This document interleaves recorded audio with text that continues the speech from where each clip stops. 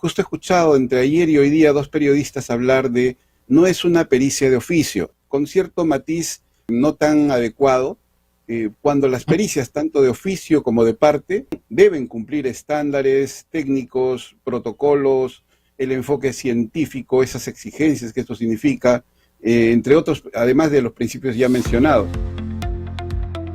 Empezó diciendo, muy bien, que empiece el interrogatorio. Obviamente entendí que el juez no era muy experto en cámara Gesell, porque las cámaras Gesell no son interrogatorios, es una entrevista con varios estándares. Vamos a pasar a una entrevista sumamente interesante, porque nos honra con su presencia el doctor Iván Terbullino. Él es psicólogo, director de periciasforenses.com, quien nos va a dar un poco de su conocimiento sobre las pericias de parte en los procesos de violencia. Doctor, bienvenido y muchísimas gracias por haber aceptado una entrevista con nosotros. Muy buenas noches, doctora Olga, y con todos sus seguidores, sus televidentes, con mucho gusto aquí a sus órdenes.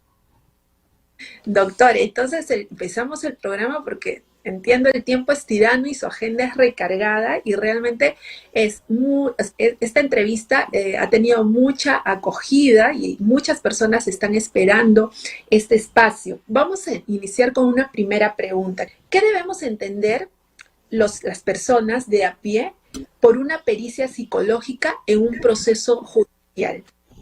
Una pericia psicológica es un proceso que termina en informes psicológicos periciales, dictámenes periciales, informes psicológicos forenses, etc. Tienen distintos nombres, que es fruto de todo un trabajo metodológico, escrupuloso, con algunos principios alrededor como la imparcialidad, la objetividad, que permiten dar estos informes, se ofrecen al sistema de justicia en procesos de tenencia, en procesos de violencia familiar, en procesos laborales también, para que digamos los juzgadores finalmente en el sistema de justicia, los operadores por supuesto también, en el caso de violencia los fiscales, tengan medios de prueba. En un primer momento, en la primera instancia, digamos, la prueba documental, y luego podamos ser órganos de prueba cuando pasamos a ilustrarlo en las audiencias, donde nos exponemos con mucho gusto, por supuesto, con cierta adrenalina también, a las preguntas de los fiscales, de los jueces, etcétera, de los abogados de las partes, etcétera. Pero sí es importante, justo, ahí viene un doble camino, diríamos, entre lo que se llaman las pericias de oficio y las pericias de parte, y hay una serie de matices al respecto. Doctor, en un proceso de violencia, bueno, ya la normativa, nuestro ordenamiento jurídico distingue 4 tipos de violencia, ¿no? La violencia física, pues, es mucho más expuesta, se puede materializar, se puede visualizar, porque se refleja a través de un golpe, los hematomas. Pero las pericias psicológicas lo que hacen es reflejar el daño psicológico que puede haber sufrido la persona en este tipo de violencias, ¿no? Ese daño que en sí no es tan revelador como en otro tipo de contexto traumático. Mi pregunta aquí va, ¿en qué se puede diferenciar una pericia de parte, es decir, una pericia contratada por ejemplo, quien ha sido agredida, quien ha sido víctima de este proceso, a las pericias que son ordenadas de oficio, por ejemplo, por el Ministerio Público o por el Poder Judicial?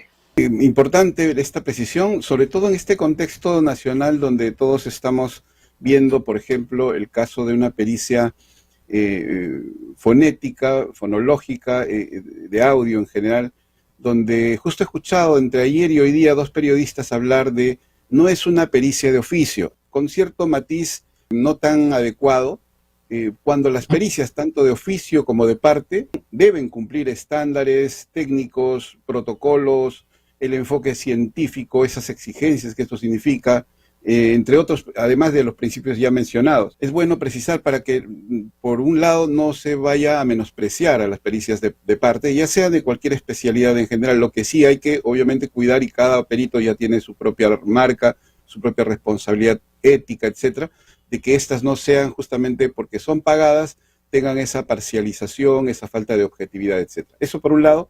y obviamente las pericias de oficio tienen ya un camino sistemático que está regulado, desarrollado en el Instituto de Medicina Legal. Paralelamente, las pericias de parte también, que deben cumplir estos estándares, son más bien puntuales y más específicas. Se hacen pericias de parte tanto a presuntos agresores, porque siempre hay que mantener ese término de presuntos mientras el proceso no esté culminado, no haya una resolución judicial, incluso en la instancia respectiva. Entonces, ambos deben cumplir esos estándares y obviamente en las pericias de parte lo más solicitado frecuentemente, que también pueden ser, por supuesto, de las presuntas víctimas, es con menos frecuencia, pero también están a disposición, etcétera, para ver justamente lo que usted ha mencionado, la afectación psicológica o el daño psicológico, etcétera, que hay una variante al respecto, si finalmente aterrizan en afectación emocional, afectación cognitiva, afectación al comportamiento, entre otras variantes que también existen, y las pericias de parte más bien que en el caso más frecuentemente solicitado es hacia los presuntos agresores, donde hay que ver su perfil de personalidad, si cumple, tiene los indicadores más frecuentes en el perfil de agresor o de presunto agresor. También por otro lado están las metapericias, es decir, cuando las pericias de oficio arrojan resultados que la otra parte no están de acuerdo, no perciben desde su perspectiva que no es la realidad, etcétera, tienen todo el derecho por los principios del derecho penal de la contradicción, de la igualdad de armas, entre otros, para que puedan ofrecer sus pericias de parte. Insisto siempre con esta rigurosidad que eso significa, para que puedan, por ejemplo, también otra variante es, así como están las pericias de oficio como la cámara Gesell, la defensa técnica, la otra parte puede solicitar, convocar a su perito de parte para que en tiempo real pueda estar observando el desarrollo de esa cámara Gesell y pueda hacer algunas observaciones, trasladarle por escrito las preguntas periciales respectivos en tiempo real para que justamente el panorama se vaya aclarando, porque ambos peritos de oficio y de parte tienen la misión de contribuir al esclarecimiento de los hechos, acercarse, entre comillas, a la verdad, para que el sistema de justicia, los operadores y los juzgadores tomen las mejores decisiones. Y aquí un comentario importante. En derecho, los abogados conocemos que el juez es el perito de peritos, pero en realidad, y el juez entendería que conoce el derecho y conoce todo, pero se vale de los peritos que son los expertos, los especialistas, los que utilizan los protocolos y la ciencia, porque no es subjetivo, es realmente objetiva la evidencia científica para arribar a las conclusiones de si realmente se ha desarrollado una lesión psicológica, hay algún tipo de trastorno, hay perfiles de agresividad respecto al agresor, ¿cierto? Doctor, en los casos de violencia de género, ¿no? Y violencia intrafamiliar, en donde una mujer, contextualicemos el caso, una mujer es sometida a actos de violencia, hace la denuncia correspondiente, se le establecen las medidas preventivas para que, las medidas de protección para que no siga siendo agredida y también simultáneamente se abre el proceso, se inicia la investigación, ¿no? La investigación preliminar, el mismo fiscal ordena las pericias de oficio. He tenido casos en los que he visto en donde quizá las pericias practicadas, tanto al agresor como a la víctima, las pericias psicológicas son un poco limitadas con respecto a las pruebas que están aplicando, las pruebas proyectivas o las pruebas psicométricas que aplican la anamnesis para poder obtener el perfil. Mi consulta radica acá, la pericia de parte, cuando imaginemos que la víctima se siente desprotegida, y las pericias de oficio, no están arrojando el resultado que ella realmente vivió. ¿Qué tan influyente puede ser una pericia de parte para la decisión judicial? Pues empezaré por lo primero que mencionó. A estas alturas, evidentemente, ya es un mito decir que los jueces son peritos de los peritos, porque los peritos justamente son profesionales altamente especializados en una rama del saber. Y para darle una idea, en el ámbito de la psicología, una especialidad en la psicología jurídica, y tiene varias subespecialidades a su vez, la psicología penitenciaria, la psicología forense, la psicología del testimonio, etc.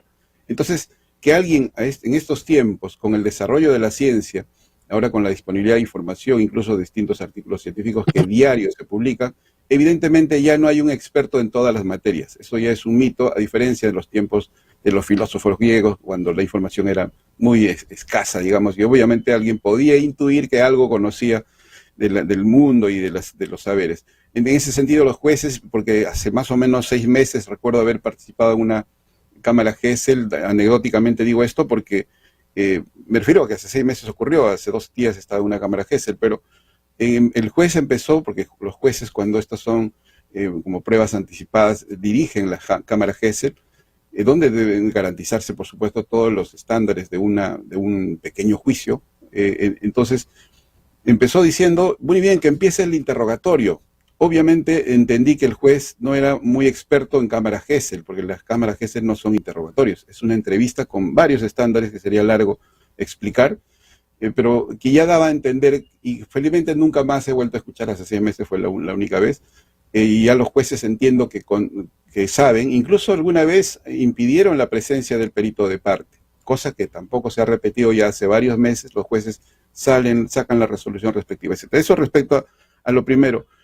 Lo segundo, respecto a lo que usted ha planteado también, los procesos de violencia, dicho sea de paso, hay una quinta forma de violencia, la violencia procesal, la violencia judicial, es decir, cuando una de las partes, porque tiene poder económico, etcétera, hace lo que conocemos muy criollamente como empapelar a la otra parte, le genera muchas demandas o denuncias, y entonces la otra parte termina con 10 denuncias y obviamente queda, digamos, abrumada o abrumado por toda la carga que tiene que llevar con distintos abogados, y simplemente eso también ahora está considerado como un tipo de violencia. Y la base de todas estas es la violencia psicológica, la constante, diríamos. Entonces ya usted ha mencionado partes del proceso, y en ese sentido, la valoración finalmente, evidentemente ese sí es un rol de los jueces. En cierto modo, en los procesos de violencia, en los procesos penales, de violencia sexual incluidos, el fiscal, por supuesto, tiene todo su sistema y su equipo, un sistema, una forma de valoración de los medios de prueba, etc. Eso habría que trasladar la pregunta, la reflexión, qué tan objetivas están siendo las valoraciones de los fiscales y finalmente las más importantes, las de los jueces, están siendo realmente libres de sesgos, están conscientes de que sus decisiones están, digamos, siendo lo más objetivas, lo más justas posibles. Eso dejó una pregunta, porque hay investigaciones justamente que precisan que los sesgos de los jueces en particular no estarían al 100% controlados. Es más, todo juez, todo operador de justicia es un ser humano y no está libre, por supuesto, de su historia, de su propia historia de vida, de su subjetividad. En ese sentido, dejo la reflexión. No hay nada más objetivo que reconocer la subjetividad. Esa valoración por su máxima experiencia y otros otros principios, por supuesto, que los jueces lo desarrollan. Y en ese sentido, las pericias lo que hacen, por eso es la importancia de esa rigurosidad científica, cumpliendo, por ejemplo, los criterios Dauber, entre otros aspectos, cumpliendo los protocolos. Hace el mes pasado, en julio de este año, acaban de publicar una nueva guía al Ministerio Público, que obviamente tanto los peritos de oficio como los peritos de parte debemos conocer, porque eso es lo básico que se debe cumplir, además de otros aspectos como la actualización en cada especialidad, en lo que va ocurriendo en el desarrollo de nuestra ciencia. Doctor, interesante. Una consulta, en un país tan multicultural como el nuestro, o pluricultural, ¿qué tan importante o qué tan relevante es el contexto de la interculturalidad al momento de ustedes evaluar, de practicar la pericia sobre, por ejemplo, quizá un miembro de una comunidad campesina o un pueblo indígena que también no está ajeno a procesos de violencia? Muy cierto, el sistema de justicia, tanto del Ministerio Público como el Poder Judicial, entiendo que están siempre preocupados porque el acceso a la justicia sea uno de sus valores, y entiendo que están desarrollando distintas metodologías, etcétera, incluyendo la telepericia para casos muy específicos donde la distancia geográfica no permita la presencialidad. Se pierde un poco el principio de inmediación, pero se gana que alguien tenga acceso a la justicia, por ejemplo, por una telepericia. No es lo frecuente, no es la norma, entiendo, y en el campo de las pericias de parte es todavía aún menos frecuente que tengan acceso, y es algo también que invito tanto a mis colegas peritos de parte a disminuir sus costos, porque percibo en el cotidiano trabajo que se ha posicionado el tema de la pericia y qué duda cabe del amplio trabajo, y en ese sentido también hago empatía con mis colegas de oficio, y también dejo la pregunta, ¿cómo están el cuidado de sus derechos laborales, por ejemplo, de su salud ocupacional?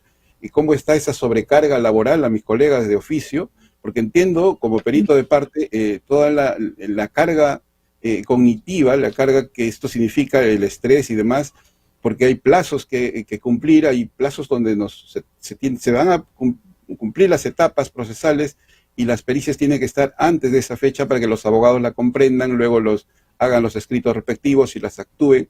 Entonces hay varios aspectos que el estrés es una constante. Entiendo también que en las pericias, mis colegas de oficio, hay una sobrecarga laboral que podría propender también hacia más errores, y eso es otra de las cosas que, por supuesto, todos los operadores de justicia deben estar atentos. Y volviendo a las pericias de parte, estas evidentemente tienen un costo más elevado por el riguroso trabajo, el tiempo que esto involucra, pero en general yo creo que todavía pueden ser, dependiendo, por ejemplo, de las poblaciones vulnerables, las poblaciones que están en los pueblos originarios, etcétera, donde hay otro enfoque incluso con el tema de la contextualización, porque tienen sus usos y costumbres en cierto modo distintos, etcétera, hay que contextualizar enormemente.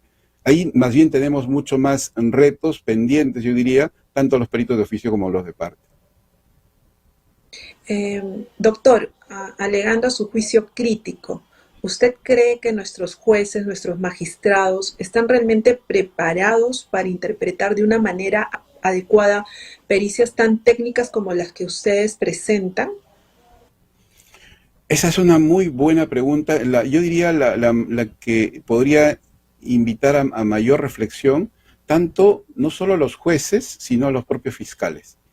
Es decir, he visto y en las audiencias que participamos, cuando expresamos, tanto los peritos de parte y de oficio, nuestros resultados, y no solo los resultados tal cual, las conclusiones, sino explicamos el cómo hemos llegado, a lo mejor intuyo que no se nos comprende técnicamente porque son códigos, términos, etcétera, que tratamos evidentemente de trasladarlos a los términos como tiene que ser también más sencillos, más comunes, pero que la profundidad de los tecnicismos se va perdiendo. Entonces, a ese nivel, evidentemente no. Por eso es la importancia de tener una segunda opinión técnica, que es lo que hacemos los peritos de parte, cuando no solamente ofrecemos las pericias como tal, sino contraperitamos o metaperitamos a las pericias que ya existen de oficio. Es decir, le damos una especie de, entre comillas, auditoría para ver si éstas han cumplido los estándares, si las conclusiones son producto de todo un procedimiento que se deben cumplir, cuentan con las partes mínimas de un informe psicológico pericial, cada parte ha sido hecha con el enfoque de la psicología forense, entre otros aspectos que justamente evaluamos línea por línea para ver si esos informes o dictámenes periciales van a dar su fruto en el sentido de contribuir con algo en el acercamiento a la verdad.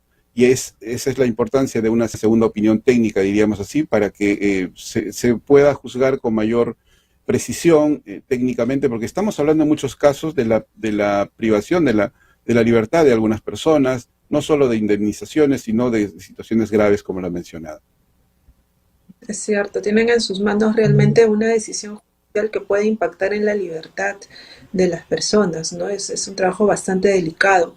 Doctor, reflexiones finales. ¿Cuánto nos falta avanzar acá en nuestro sistema para llegar a un nivel de credibilidad importante respecto a las evaluaciones que ustedes realizan como peritos? Como en toda obra humana, no solo en el mundo de las pericias psicológicas, por supuesto, necesitamos el enfoque de la mejora continua.